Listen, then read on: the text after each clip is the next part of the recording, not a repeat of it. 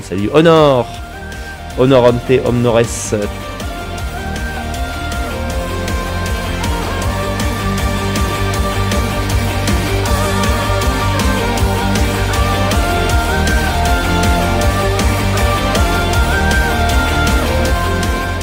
Il y avait un compte du nombre de Noirs au XVIIIe siècle.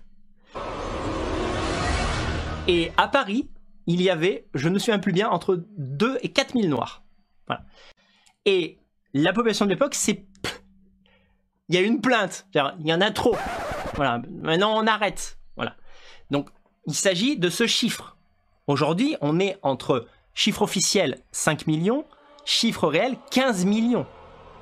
Donc c'est le jour et la nuit. Le jour et la nuit. Et avant la période des colonisations, la découverte de l'Afrique, le nombre de Noirs en Europe, 0. D'accord? En l'an 1250, on est sur du 0,0000. On essaie de faire croire aux gens qu'en 1215, la France était remplie de Noirs. Les preuves sont innombrables, hein, mais encore faut-il vouloir les voir, ces preuves. On a quelqu'un qui nous a diffusé ceci, alors je vais partager l'écran. Alors, d'avance pour les âmes sensibles, hein, vous allez entendre le mot nègre. Et à l'époque, il n'était pas interdit. Donc on a le droit de le formuler, ok? Il est tel qu'il est écrit dans les livres. Tel qu'il est écrit dans des livres, comme les livres de Voltaire, par exemple. Bon. Quoi, nègre, c'est un mot... jugé raciste, attaché à l'histoire de l'esclavage. C'est faux, mais c'est juste faux. Donc on peut l'utiliser comme ça sans problème. Mais quand on a parlé d'art nègre, si vous imaginez que Picasso, que Matisse et quelques autres étaient des racistes, on rêve absolument. Donc, qu'est-ce qu'on nous dit? Je diffuse ça. Tac. En 1977, les Noirs et Métis représentent 0,01% de la population métropolitaine. Hein.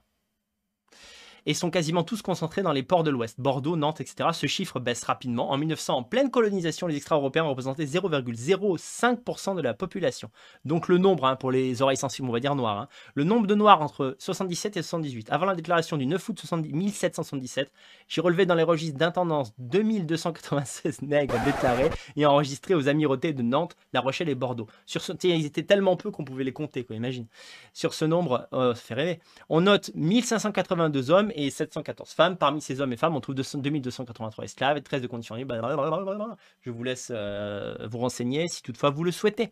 Donc quand on voit un film qui date de 1800, 1780, 1810 et qu'on voit qu'un des personnages sur 4, en plus des personnages importants, comme on a pu le voir aussi dans le film de Ridley Scott, eh bien, sont des noirs, bah, c'est tout simplement des bêtises. Voilà, ce sont des faussetés historiques. Moi, je veux bien que des réalisateurs antiracistes nous expliquent à longueur de film, ce qu'ils ne se privent pas de faire d'ailleurs, que les Blancs sont des salauds et compagnie, mais je ne veux pas qu'ils nous fassent croire que ce qui n'avait pas eu lieu, eh bien, a eu lieu.